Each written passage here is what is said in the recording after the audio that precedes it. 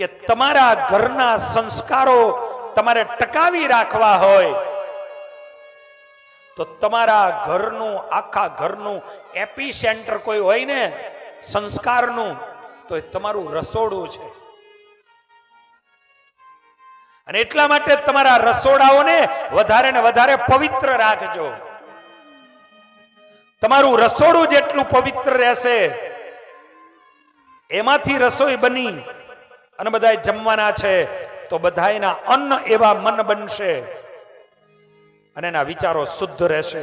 એટલા માટે મારી માતાઓને હાથ જોડીને કહું છું કે સવારમાં રાત્રિના શયન પછી સ્નાન કર્યા વગર ક્યારેય તમારા રસોડામાં પ્રવેશ ન કરશો.